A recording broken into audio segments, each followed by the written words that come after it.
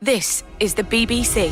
Thanks for downloading this episode of In Our Time. There's a reading list to go with it on our website, and you can get news about our programmes if you follow us on Twitter at BBC In Our Time. I hope you enjoyed the programmes.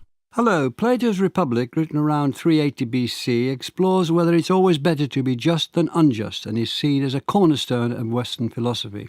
It takes the form of a dialogue between Plato's teacher Socrates and his companions and is set around 430 BC, since when Athens had teetered between tyranny and direct democracy, and as a democracy had put Socrates to death. One companion argues that we would all behave unjustly if we could get away with it. To address this, Socrates imagines what a perfectly just city would be like and applies lessons from that to the individual soul. And if the soul is best ruled by reason, he argues the city would be best ruled by philosophers. With me to discuss Plato's Republic are Angela Hobbs, Professor of the Public Understanding of Philosophy at the University of Sheffield, M.M. McCabe, Professor of Ancient Philosophy Emerita at King's College London, and James Warren, a Fellow of Corpus Christi College and a reader in ancient philosophy at the University of Cambridge. James Warren, what was the political situation in Athens when Plato was writing the Republic? He's writing the Republic, as you said, in the first quarter of the 4th century BC. Athens at this point is a direct democracy, which means every citizen is fully involved in directly every voting. Male, free man citizen. Yeah, citizens mean adult, freeborn males. So it's an independent city-state ruled in this direct democratic way. It hasn't always been so. In the period between the dramatic date of this dialogue and when it's written, Athens had gone through upheavals at the end of a long war and had gone through a period of an oligarchic coup in around 404, quite a brutal regime, and then the democracy was restored. And then in also the important date to remember in the intervening period between the composition and dramatic date is the execution of Socrates right at the end of the 5th century BC. Let's just get down briefly. Why do I say briefly? I've got plenty of time. The idea of Athenian democracy, it's male, it's free men, and then they govern by lot. Can you just develop it a bit? Some of their offices are assigned by lot. That was thought to be a democratic way of doing it because it prevents bribery, corruption and various things. It's democratic in the sense that every citizen has the ability to attend the assembly and vote on matters, can speak at the assembly, and also was then involved in various other democratic methods like mass juries and so on, like the one that convicted Socrates. And every citizen was supposed to take part in wars. That's right, yeah. So it's quite a developed idea of what they have to do, even though it seems to us a narrow idea of who they are. Oh, right. So there are quite a lot of obligations placed on a citizen, and that was recognised later on by giving people payment for attending these kinds of institutions.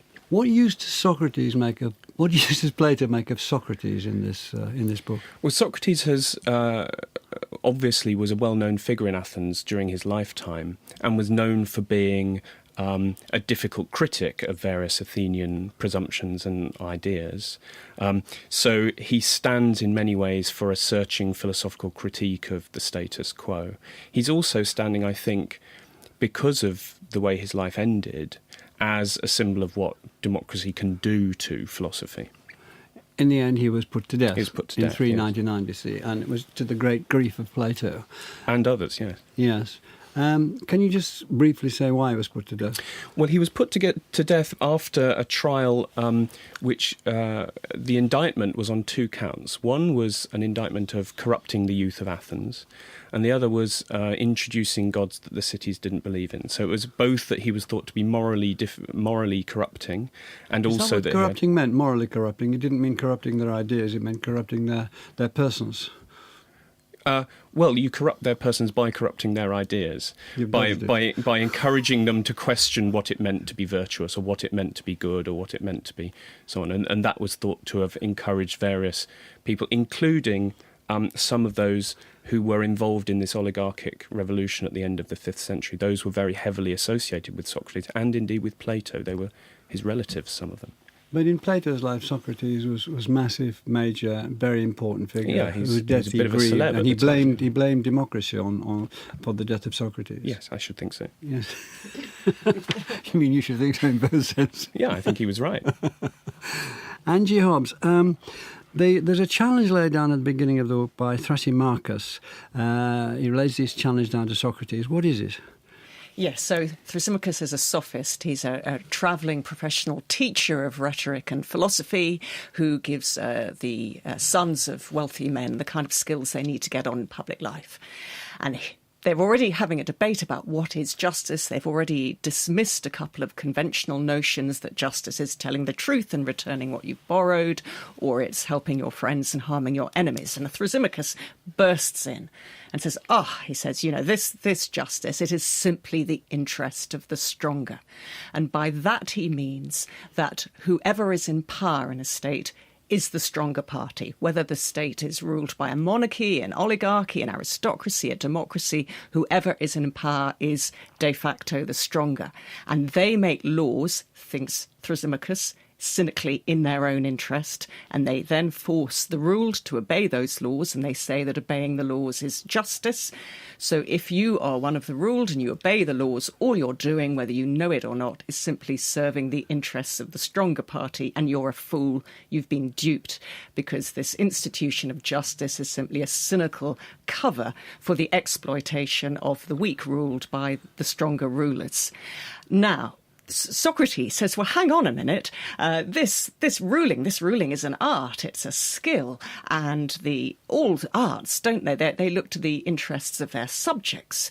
So the art of ruling will look to the interest of the subjects who are being ruled. But Thrasymachus is having absolutely none of this. He says, no. It's rulers are like shepherds. They fatten up their flock simply so they can get a better price from the market.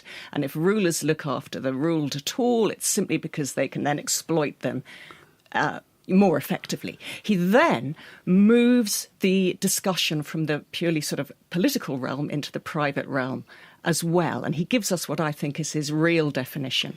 And he says, injustice is, in fact, simply serving your own interests as effectively and as ruthlessly as you can. Justice is treating other people decently and fairly. And justice is a mug's game. It's for naive simpletons. The real virtue, the virtue of common sense, is to be unjust. That's the prudent, admirable man. We would all be tyrants if we could. Injustice pays, justice doesn't. So this is the first of 10 books, and it kicks off the whole argument, which goes into psychology and politics and art and the discussion of the soul and so on. What is the... where is he speaking from? When you talk to him as a wandering teacher, does he have a philosophy contrary to that of Socrates? Probably. So the interesting... Well, does he or doesn't he? I mean, you're the expert. So the tone of Thrasymachus is difficult to gauge. So the content of what he says is certainly very opposed. He thinks that justice does not pay. You're an idiot. You've been duped. The best thing is to be as unjust as you possibly can whenever you can get away with it. And Socrates takes that on for the rest. He does. Taking that on for the rest of the book, really. The reason I hesitated because there is a big discussion about whether Thrasymachus really means what he says. Maybe he's a disillusioned moralist saying, justice, look at the world around you can see where we've got to with justice now. But certainly in the terms of the content of what he says, never mind his intention, it is absolutely the opposite of where Socrates wants to end up.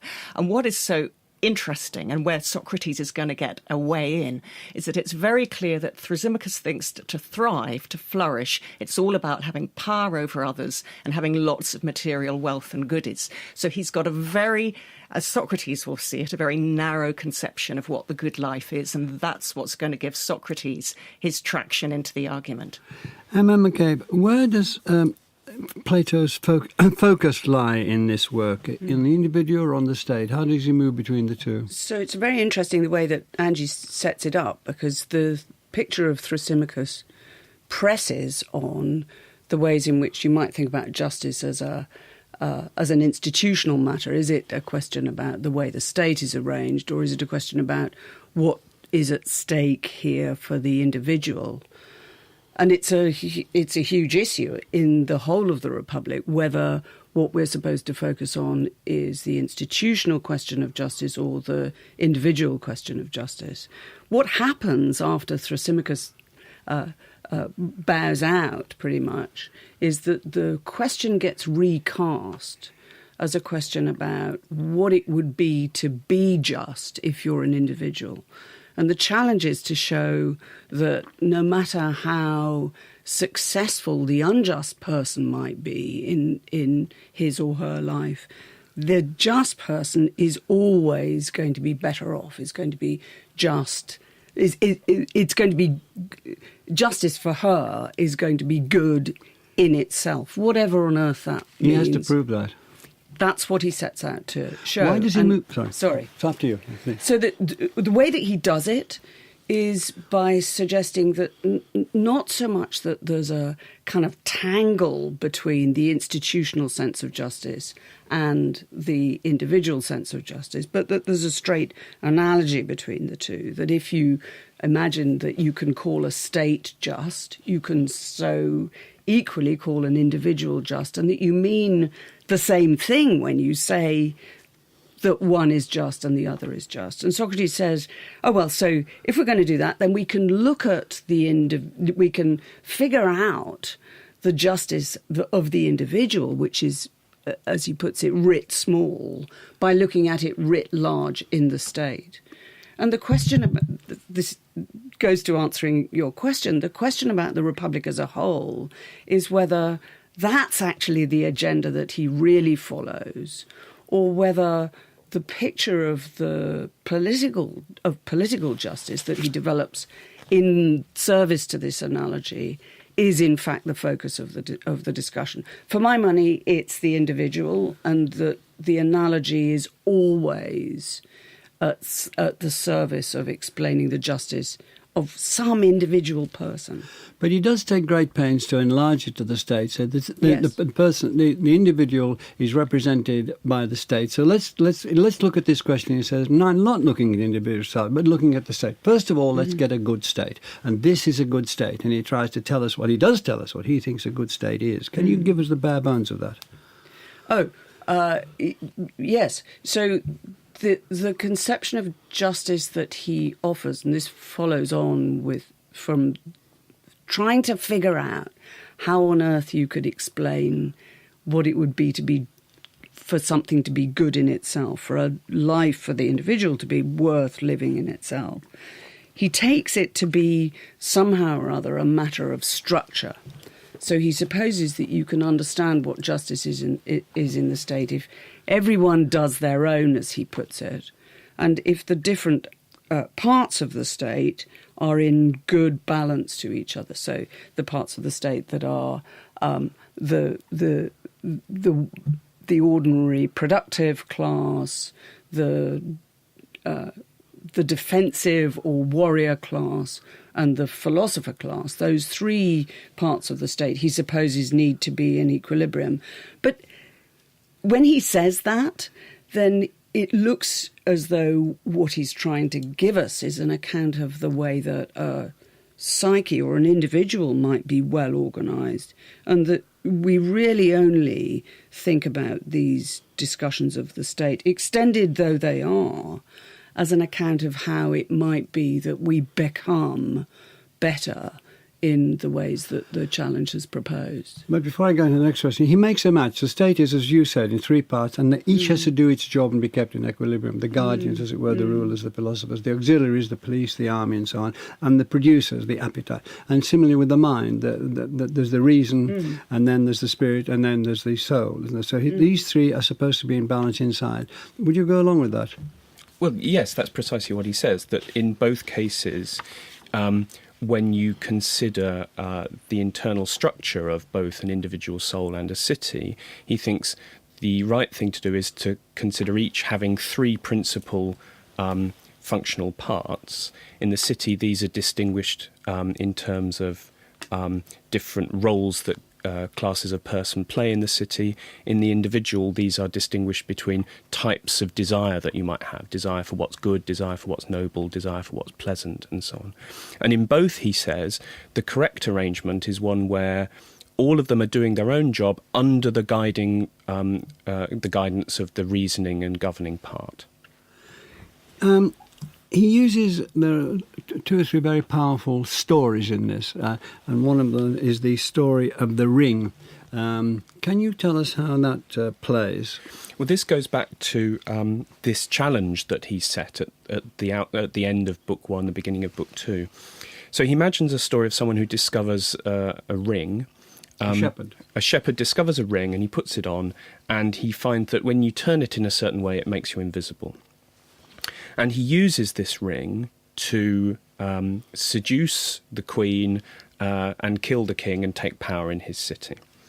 And the idea that this presents is something like the following. If it were possible, if you could imagine having this kind of ability, wouldn't it be the case that we would use it to get what we desire, because we would no longer fear the consequences of acting unjustly? You could break promises with impunity. You could break the law with impunity. No one would castigate you, and you wouldn't suffer as a result of that. Which is sort of what Andrew was saying in Yes. Harry Marx, that if you're strong enough, you can get away with anything. That's right. So the challenge that Socrates is faced is, why wouldn't that be a good thing to do? Why wouldn't we prefer, nevertheless, to be just and lawful, even if the consequences of that would be in some ways worse than if we could get away with behaving unjustly? Amen. But there's a trap here, it seems to me, which goes back to the question about the relation between states and individuals, which is that it looks as though what he's doing is shifting around between what the challenge is about. So some part of the challenge is about how we behave. Some of it's about how we restrain and constrain our actions. But the idea that we think that that's what justice and injustice is determined by, that is to say, a series of actions, is actually a different sense of justice or a different construction of justice from the idea that justice is a steady state set of laws or institutions. And one of the things that happens at this point, I think, is that tension becomes very difficult to deal with, because it doesn't look as though there's any way of figuring out why, for example, a state that is well balanced and has the right institutions is going to do the equivalent of behaving well. Why will it have good foreign policy, for example? Can we take that state idea on a little? Because Plato and Socrates, through Socrates, makes a big thing of it. Angie Hobbs, one of the things about the ideal state is that it's ruled by philosophers. I'm faced by 3 philosophers, so there's not much disagreement there, I expect. Still, anyway, that's a cheap jibe. So how does he justify that, and what's the point? So the rulers of the state, as we've been hearing, are analogous to reason in the psyche. And what legitimises them and indeed compels them to rule is that they have knowledge. They have knowledge of true reality, which is the forms, these ideal, perfect instantiations. That's what means that they're not just rulers, they're philosopher rulers. But I think it's really important to look a bit at what Plato does to ensure that they can't be sort of corrupted or distracted.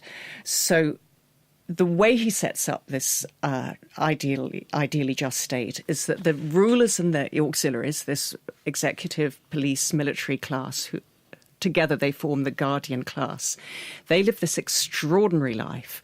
They live apart in camp communes. They're not allowed to own any property at all. They're not even allowed to touch gold or silver. They're not allowed nuclear families. Women and children are to be held in common, we're told. Babies are going to be taken away from guardian mothers at birth. The mothers don't even get to see their babies. So in the guardian class, nobody really knows who's a relative, a blood relative or not, and the idea being they're going to all think of each other as a potential family. And Plato's, and all their food and shelter and housing is provided for them by the producer class, who have no power whatsoever, but they do have property, they do have wealth, and they do have nuclear families. So Plato completely divorces power from wealth. And he hopes that by doing this, he can remove the opportunities for corruption and nepotism and distraction and divided loyalties in the guardian class. He's also very, very clear that women, because we were talking earlier about in the direct democracy of the Athens that he grew up in, it was only male citizens who got the vote. Women are to be auxiliaries, they're to fight. Women are to be, there are philosopher queens as well as philosopher kings. And he's also very clear that in the producer class, where they are allowed some wealth, there are to be no extremes of wealth or poverty. So though I do agree with that the ultimate goal of all this is how to live as a just individual and whether that pays, but I actually think that Plato's put a lot of thought into constructing this ideal state and really does sort of think that some of these ideas are really worth exploring. Can I just come back to you for a moment, James? The philosopher is I sort of was a little bit of distraction by talking about you three, because he or she has got to be, they can't become a ruling philosopher until they're about 50, as I understand it. They have to be specially trained, and they have to be especially trained in the rigid distinction between knowledge and belief, because most opinions are belief, knowledge is greater than and behind and superior to belief. How does that go? How does that work? So he makes it very clear that when he means a philosopher, he doesn't actually mean people like and Angie and me. He means people who really know things. In particular, these are people with ethical knowledge. They know what's good. I mean, and he means that in the very strong sense that they're correct about it. They're right. And what's more... Who judges that they're right? Well, they do. Because they eventually have this long... training program, and eventually they discover what's good, and they then are able to use that knowledge to make the city as good as a city can be. What also is important is that this knowledge comes with a motivational aspect to it. So they don't merely know what's good, but are, as it were, disinterested in applying that. This is one way in which I think the politics and the psychology do interact quite directly with one another, in that he thinks knowing what's good will require you to want to make things as good as possible. So these philosopher rulers are both knowledgeable, they're experts, they're moral experts, but they're also paternalistic in their governance, that they want to make the city for everybody as good as it can possibly be. In a sense, there's almost a comparison. I think I'm sure one of you makes a comparison between them and a doctor. You go to them for expert, disinterested advice, and it is given to you, and you get on with your place in the state. Would you say that, Emma? Well, I think up to a point, I think there's a risk in thinking of them as merely experts. Of course, we've had enough of those these days. But I don't think so. I quite like them too. But I think the three of you, you're experts. I think they're not quite.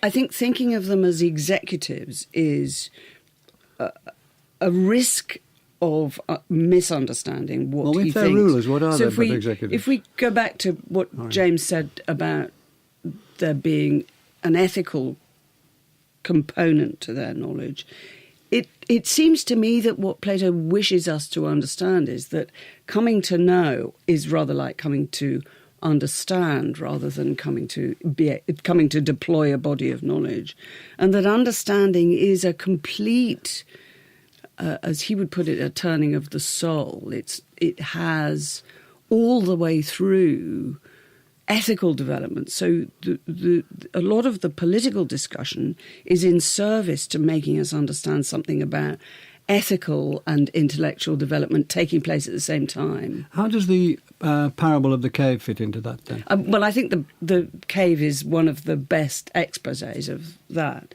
So we're asked, one of the most brilliant pieces of Platonic writing too. So Socrates and Glaucon are having a little bit of a conversation. They've gone quite far into their discussion. And Socrates asks Glaucon to envisage, to see an image that he's about to elaborate. And the language is set up in ways that we are actually able to see it too. Vivid kind of description. And the way it works is that there's supposed to be a long...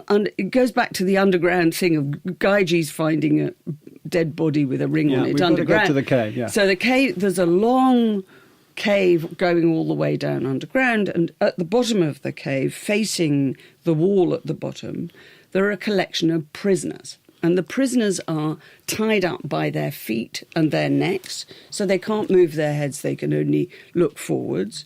And behind them, there's a fire. And between them and the fire, there's a little wall and a whole lot of people carrying around sort of plaster images of things, which cast shadows on the wall of the cave. All that the prisoners can see are the shadows. So their conception of the world in which they live is determined by and constituted by what those shadows are. So when they see a shadow of a hippopotamus, that's what hippopotamus is for them. When they see a shadow of themselves, that's who they are for themselves. And they live a complete life. This is the whole of their life, restricted by their shadow, to these shadows. And Socrates says, these men are like, Glaucon says, well, they're peculiar prisoners. And Socrates says, no, they're like us. What this is meant to represent is the unenlightened life that we live. Eventually some prisoner gets turned round and goes up out of the cave, works out what the way that things are properly set up, goes outside the cave, and then gets asked to come back inside again and explain everything to everybody else. The change is a change in understanding how things are best for them, but it's a change not only in the objects of what the released prisoner sees, but in the perspective of the released prisoner. And where does that take us, James? Well, it takes us in two ways. Politically, it's part of his criticism of democracy, because what's sad about these prisoners is a twofold failure. First of all, they fail to recognise that these shadows are shadows, as says. They take those to be the actual things. And secondly, they don't recognise that they're prisoners. They don't recognise that they're restrained and held back. And this is part of his criticism of democracy. Because he thinks, although Democrats proclaim that freedom is the great byword for their state, in fact, these people are restrained and constrained by their cognitive impairments. It also gives him the idea of this returning person into the cave who actually knows what they're looking at. And he or she is the only person who can recognise that these are shadows, because only they have seen the originals of which these are copies and understand them for what they are. And see, he or she has seen two things. First of all, the objects that are going backwards and forwards behind them, in which they flash on the screen. And also got out of the cave and seen the sun and the stars. And there's another. There's in a sense the truth there, that's right. Knowledge. Angie, can you just tell us how that, which is very well explained, fits into the development of the argument? Sorry, the cave? Yeah. We have that argument. It's been very well laid out. It's been developed by James. Does it take us any further? Does he build on that? Well, I mean, after that, it's sort of the pinnacle of why we need philosophers to liberate us. And, you know, we're stumbling through our lives with closed eyes and closed ears. And, you know, we think we're free and we're not. So it leads on to more details about the education of the philosopher rulers in higher mathematics. But it also fits in beautifully with what I think is one of the strongest parts of the Republic, which is the account of the degeneration of the ideal state in books 8 and 9 through a state which values honour and ambition, through a state which values money, oligarchy, down through democracy and into tyranny. And he gives this brilliant account of how democracy can degenerate into tyranny when it's exploited by an unscrupulous demagogue. But the way for that has been paved by the image of the cave, because we kind of see just how vulnerable democracy is and just how lacking in knowledge and freedom we really are. You want to talk? Yeah, I just thought it might be worth emphasising that Socrates doesn't, I think, believe that we can all be liberated from the cave. Mm-hmm. That this is very much a minority capacity, and only a few will be able. In the ideal city, they put a lot of resources and there's a lot of care in selecting the right people and making sure they're trained appropriately. So the best most of us can hope for is not to become philosophers ourselves, but that philosophers should be the ones who are directing important parts of our lives. Could you develop that, Emma? Yes, I mean, I think there are two ways of thinking about this. One of them is to imagine that this is a genuine proposal for the way that philosophy works. A different way of thinking about it would be that this is an illustration of how actually it doesn't. You might read it as a much more pessimistic view than an optimistic one. So one of the important things I think about setting these images, as you've asked about all these images, setting these images up this way is to make us see how remote they are, and then to make us see that even if they're remote, actually they're something to think with.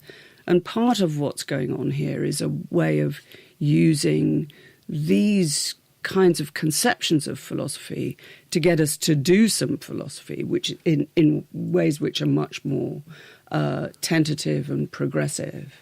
So I think this runs all the way through, because I think the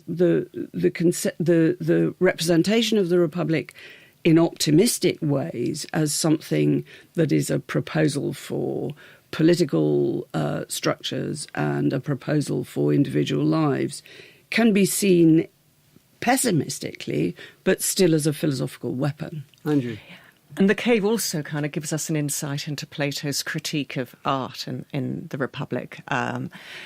So in terms of the education of the philosopher rulers, early on they have a very censored artistic education, and all sorts of things in poetry which are deemed to misrepresent God or to encourage moral vices are cut out. But by the time we get to the final book of the Republic, almost all art is censored, because not only does Socrates say that art originates from and appeals to and fosters the non-rational and dangerous elements in our psyche, he also says that it deals with objects. He puts it at 3 removes from reality. It's for us, I think, to think of it as 2 removes from reality, that the objects of art are described as sort of shadows, and with the same kind of language as the shadows on the walls of the cave.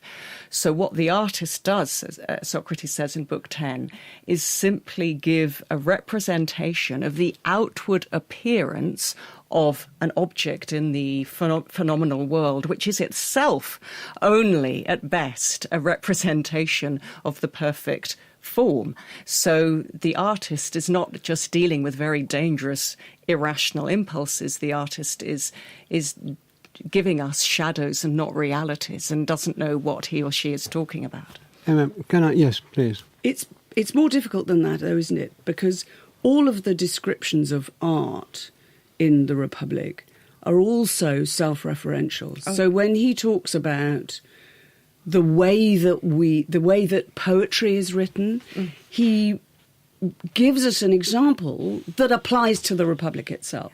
Well, equally in Book 10, when he's talking about representing images of this, that and the other, he's talking about exactly what he's doing. And some part of that, it seems to me, is to pull the rug out from any straightforward interpretation of what he said. So any straightforward view that says that he's shutting down on poetry, because actually he recognises at the same time that some of the means that he uses to get the reader to be shocked into reflecting about how these things are done are themselves poetry or the equivalent. I completely agree, because one of the most beautiful ironies of the Republic is that Plato has written a dialogue, which later generations called the Republic, which would, I think, be banned from the ideally just state that it describes, because it does not meet the censorship criteria, because it describes bad characters like Thrasymachus and so on. So Plato has written a work which includes all sorts of elements which would be censored according to the theories of art in the Republic, and I don't believe that he's not aware of that. Right. It's a beautiful irony. But that's a sort of an extra sophistication. That the basic point is that there is this worry that what is the status of artistic objects and artistic creations? Are they real or not? And I think Plato does think that's a genuine problem and question. Can I come to you, James, to ask about this business of the distinction between knowledge and belief? That most things, when we say that's good, that's a belief. And it is difficult to prove that that's good through knowledge. But philosophers train themselves to be able to do that sort of thing. That's a very simple example on my part. You can give more complicated examples. But that's an important distinction. Can you develop that, please? Yes, the distinction he draws between knowledge and belief is quite an unusual one. And it's actually quite unusual even within Plato's own corpus, I think. The Republic has quite an unusual way of doing it. The way he does it in the Republic is to insist that there are certain sorts of things that you can have knowledge of, and you can't have belief about those things, whereas there are other things that you can have beliefs about, and you can't have knowledge about those things. Could you give us an example? So, for example, it maps onto some of the distinctions we've already been drawing between these, what he calls forms, which are intelligible, perfect objects. Those are the objects of knowledge. You can know what's just, you can know what's good. Whereas belief is the cognitive state that's appropriate for things like particular instances. A law or a person or a statue. You can believe that it's beautiful, but that's only a belief because the statue isn't perfectly beautiful. It's beautiful lit in a certain way, but it might be ugly compared with a goddess or something like this. So that's what disqualifies that object as an appropriate object of knowledge. So the philosophers have been trained to the age of 50 to know what is true, what is right. What is not just a belief. That's right. They're distinguished from everybody else by knowing what real knowledge is, and they can use that real knowledge to rule the ideal state, if everybody keeps in their place, that is. That's part of it. Their training has been such as they alone are able to access this particular group of objects, these forms, that guarantee this understanding of what's good and so on, that then they can use. So it's like seeing the original, of which these other things are mere shadows or copies, and that equips them to understand the things that they see as the copies that they are. Emma? So I think the notion of understanding is the fundamental one. One of the difficulties about contemporary conceptions of knowledge is that we might think that knowledge comes in little chunks. So if you've got a truth, then you know that truth. But in fact, what we're looking at here is what he calls a synoptic view of everything. So it's a complete change in state of mind. It's not some piecemeal facts or truths. It's a transformation of the whole soul, this cognitive state. So it's tricky when we think about it as knowledge to unpick the contemporary assumptions that go with epistemology since Descartes. Angie, you, in your notes, express yourself, as has been quite clear in this programme, as an enormous admirer and understander of Plato. Yet you say he failed, and you point out. I have got your notes here. You do say it's a great failure, and he fails because I've got them here. You say he failed because he encouraged or laid the way for what could be totalitarian state and authoritarian state and that sort of thing. Have I got this completely wrong, or should I read from your notes? I don't think he fails. What I think he does, I think he asks the right questions. I think the answers he gives to them are often too extreme and have formed the basis of ideas which have gone on to lead to totalitarian ideas, both on the far right and on the far left. But I don't think it's a failure if you're asking the right questions. And some of the answers he gives, they contain nuggets within them which are still very useful to us. So, for example, I think that the community of wives and children where babies are taken away from their mothers at birth is repellent. I think that's appalling. However, it's entirely the right question to ask, to say, if women are going to have these top jobs in the state, if women are going to rule, if women are going to be in the army, how do we arrange domestic life to make that possible for women to do? Now, that's a question that we're still struggling with. So he's asking the right questions. He's coming up with some interesting ideas. A lot of his solutions, I think, are too extreme, but I don't regard that as a failure. His ideas have been taken up enthusiastically by fascist regimes and totalitarian regimes of all sorts. Is that because of the ideas, or because people are just misusing them?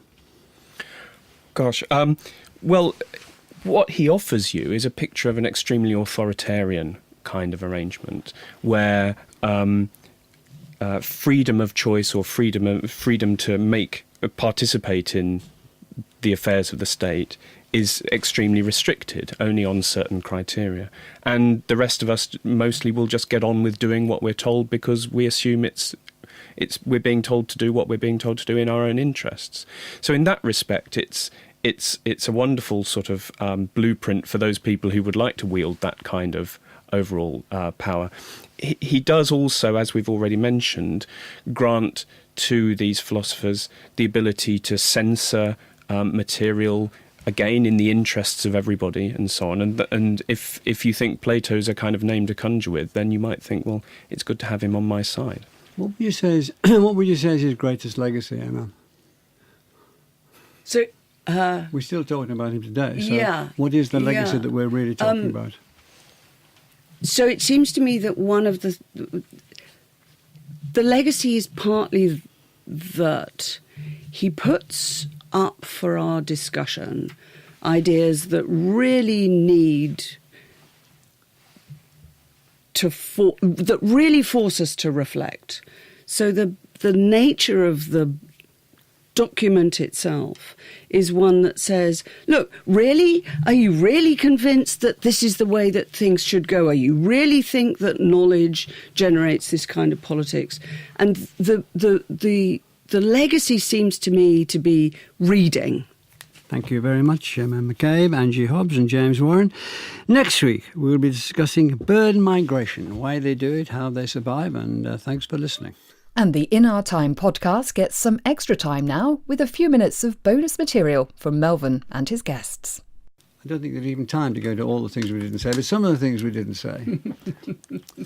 Well, I was going to suggest another answer to your final question to MM. So what does it have to offer? I think one of the things it has to offer is precisely what makes it difficult to untangle, which is an awareness that I think sometimes we've forgotten now in modern philosophy, that to do politics or to do psychology, it's very difficult to do those discreetly from one another.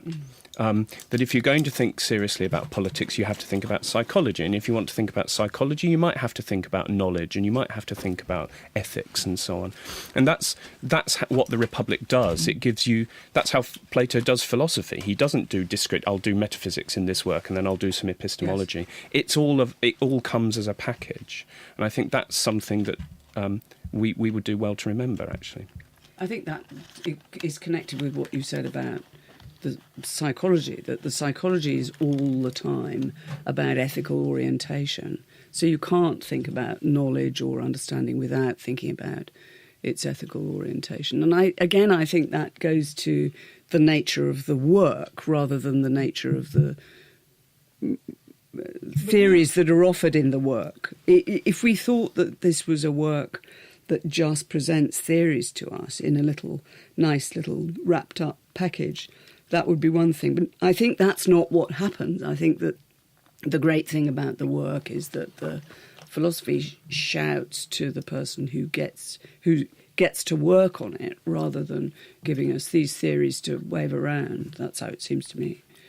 I still think the greatest thing it does is the way it answers Thrasymachus's challenge by saying that justice is not a matter of external actions, but about your internal psychic harmony, and that your state of flourishing as an individual is the same psychic state as your state of virtue as an individual. Answer, though. I mean, if you've got to swallow his psychology to to get an answer to why should I be just. Well, no, but you don't have to. You don't have to swallow it in exactly that form. So Freud takes up that idea and does different things with it. So the notion of psychic harmony doesn't have to be cashed out entirely in terms of the rule of the logisticon and support by the thumos and or sublimation of the appetites. But one of Plato's brothers asks him, gives him a challenge, gives Socrates a challenge, and does he answer? He said, if a just man ends up by being considered to be an unjust man and branded an unjust man, he's had a better life than an unjust man who ends up being thought of as a just man and is branded as a just And man. he says it's 729 times happier, he says in book 9. Actually, More it's pleasant. more Okay, pleasant. more pleasant. Yes.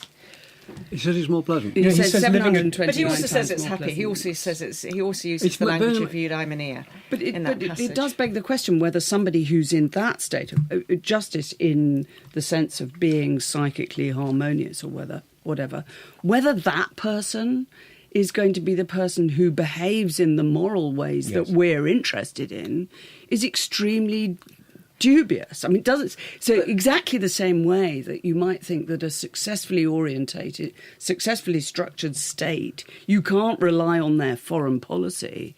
Equally, somebody with a jolly good psyche, how is it that we can be sure that they will actually behave in the ways that we were worried about in Republic Book 1? But if you look at the motivations, why would somebody murder or rape or steal? It's because they would do that because their psyche is dominated by their desire for honour or worldly success or material goods or physical pleasures. Right, so, how many prudent. crimes are you going to commit if reason, as he conceives it, is ruling in your soul? He's taken away the motivations for crimes. But if you're a philosopher ruler and on the basis of your understanding of what's good and just, you decide, actually, we as a state need to march out and rape and pillage our neighbours, that doesn't look like conventionally just behaviour for a city. But if it's, as it were, deduced from the first principles of good and just, and I see no reason why he can rule that out. I think he can, you see. Oh, well.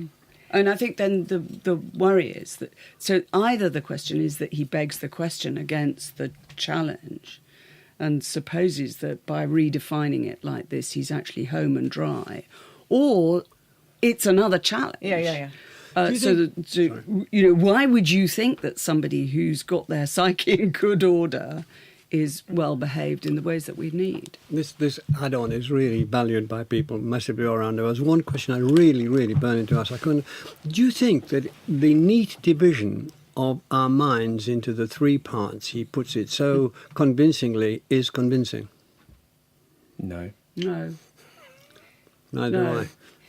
And it looks as though, I mean, one of the things it might generate, the argument might generate hundreds of parts of the soul, or only two. Well, the arguments don't work. I mean, so Oh, well, I take my choice. Yeah, he's the looking. move to three is It's driven by the really analogy. problematic. But It's what do you driven see? by the Well, analogy. no, I want to I think. defend. And that's where you start to see the creakiness, Yeah. but then you start to see, again, I mean, to go back to what I've been insisting on, you start to see it in ways that he himself exposes to us. You see, I want to put in a defence of the tripartition. The arguments for it are poor, I accept that. But I think what he's done, which is so interesting, is to move away from, in other dialogues, he's just sort of had reason versus the appetites, which is also what you get in later philosophers like Hume and Kant and so on, by bringing in this need for respect and self-respect.